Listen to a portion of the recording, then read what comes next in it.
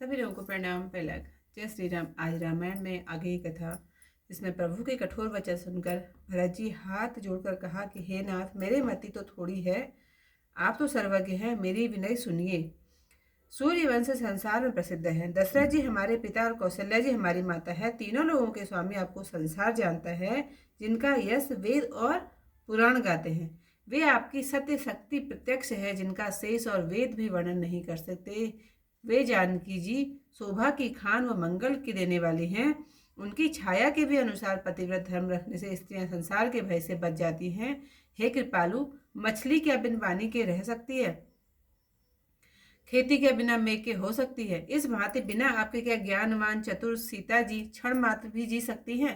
करुणा में प्रेम से भरत से वचन सुनकर बोले, हे भरत, तुमने सुंदर नीति कही, तो भी राजा को सदा नीति, धन और धर्म की रक्षा और सोच छोड़कर नीति युक्त वाणी और पवित्र कर्मों से पृथ्वी का पालन करना चाहिए।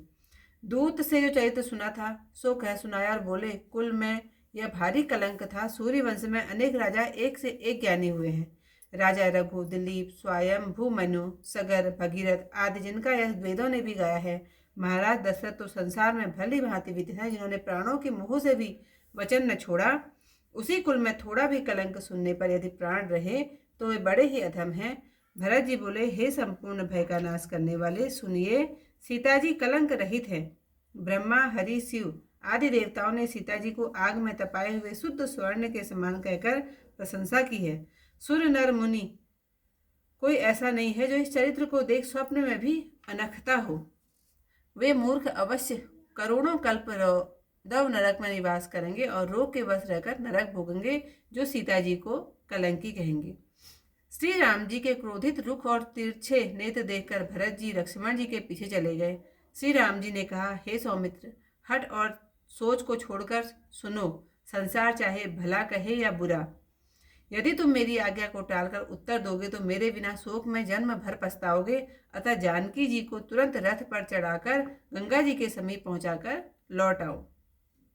अत्यंत गंभीर मन में जहां कोई न हो, हे तात, वहीं सीता को छोड़ाना। उदास होकर मेरे वचनों को मत फेरो।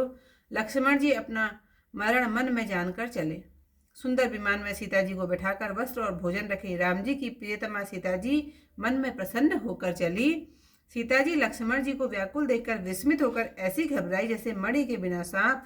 वे हृदय से विचार कर कह नहीं सकती। गंगा के किनारे विमान में उतरकर घना जंगल देखकर वे डरी।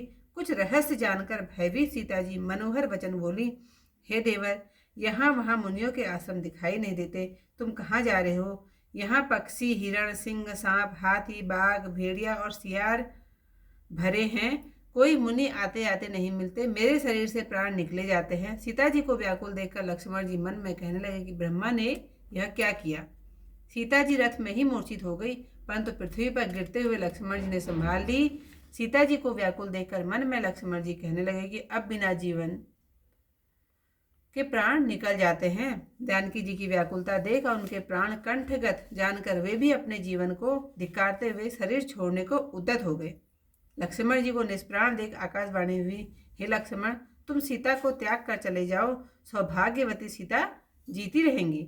आकाशवाणी सुन लक्ष्मण जी को धैर्य हुआ। हाथ जोड़कर परिक्रमा की। रथ लेकर सीता जी के चरणों की वंदना करके पुरी को लौट चले। जानकी जी ने मूर्छा से जाकर चारों ओर देखा, परंतु उनको वहां रथ, घोड़े और लक्ष्मण जी न दिख पड़े। वे बोले, हे प्राणों, मेरे प्राणों ने पहले भी दुख सहा है, अतः ये अब भी नहीं निकलना चाहते। सीता जी वन में अत्यंत विलाप कर रही थी। इतने में ही वाल्मीकि मुनि घूमते हुए उधर आ निकले। सीता जी ने वाल्मीकि मुनि को पहचान कर अपना वन आने का समाचार वर्णन किया। हे मुनि, मैं राजा जनक की पुत्री और श्री राम जी की पत्नी हूँ। मैं अपने त्यागे जाने का कारण कुछ नहीं जानती। ब्रह्मा जी की गति बड़ी प्रबल है। तो जो सीता जी त्यागी जाती हैं, इससे आगे की कथा कल को। हंसवंश जग में विख्याता, दशरथ पितु कौशल्या माता, त्रिभुवनपति प्रभु जब जग जाना, गावहीं यश श्रुति वेद पुराना। सत्य शक्ति सब तब परगट गुसाई, वरन न सकहीं वेद अहिराई। शोभा खानि जानकी माता, रहित अमंगल मंगल गाता।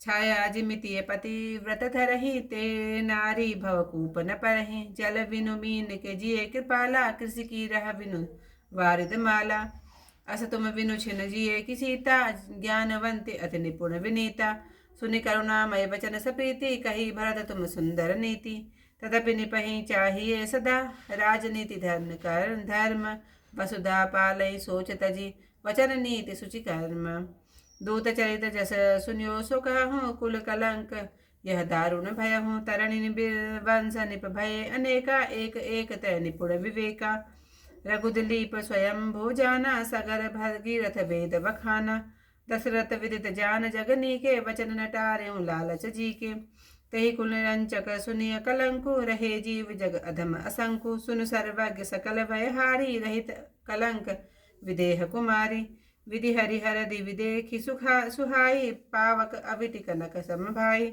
जय सुर नर मुनि सपने हुनाही यह चरित जग लखिय न खाही ते सतरो रव नरक महु कोटि कल्प करिवास रहि कोटि सत रोग वस भोग ही नरक निवास रिस रुख देख नयन करि तीछे आए भरत लक्ष्मण के पीछे सुनु सौमित छाड़ी हट सोचू जग भल कहे कहो किच पोचू तजी आज्ञा प्रत्युत्तर करी हो मोही बिनु जो सोच जन्म भरी मरी हो जनक सुतहि रत तुरत चढ़ाई गंग समीप फिरहु पहुँचाई अति गहवर बन जहान कोई छाणो तात यतन कर सोई फेरऊ तो मति वचन उदासा मरण ठान कर चले निराशा सुबग विमान सीय बैठाई पटभूषण भरि धरे बनाई अति आनंद मन चलिय जानकी अतिशय प्रिय करुणा निधान की विवरण लसण निहार सिया चकत विकल भई बाल हृदय विचार नहीं कही सकत मणि बिनु व्याकुल व्याला उतरि देव सरियान सुहावा अति उद्यान देखी भय पावा कारण अपर जानि भय बीता बोली वचन मनोहर सीता दिखियत नहीं मुनिन कह धामा जात कहाँ प्रिय अनुज सकामा खगमिग जीव विदित विविध भरि व्याला करि के हरि पिक बाग छिगाला को मुनि मिलत न आवत जाता निसकत प्राण तात मम गाता सिय विकल लखीम नहीं अहिसा कहन लगे कह कीन वसीसा मूर्छित रथ पे ते भे विकरारा भूमि गिरत तब आप संभारा सिय विलो की मम धीर जाना जीवन बिनु अब निकसत प्राणा धरणी सुता व्याकुल निरखी प्राण कंठ गत जान तजद चहत तनु शेष तब तिक तिक जीवन प्राण बिना लक्ष्मण कहाँ देखी गगन गिरा तब भई विशेषी सुनु सौमित जाहो सिय त्यागी जनक पुत्रिका जिय सुभागी गगन गिरा सुनि धीरज कीना हाथ जोड़ पर दक्षिण दीन्हा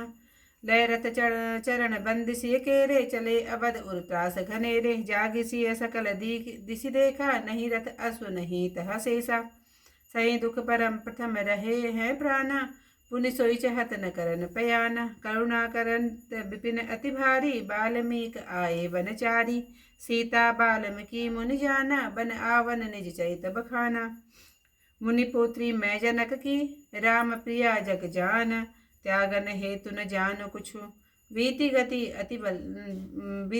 अति बलवान सियावर रामचंद्र पद जय शरणम शंकर हरिओम जय जय सिया राम मंगल भवन अमंगल हारी उमा सहित जय जपत मुरारी। इतिहास की कथाएं पर समाप्त। कल को इस तरह की कथा फिर मिलती है आप लोगों से। तब तक के लिए सभी लोगों को प्रणाम। जय श्री राम।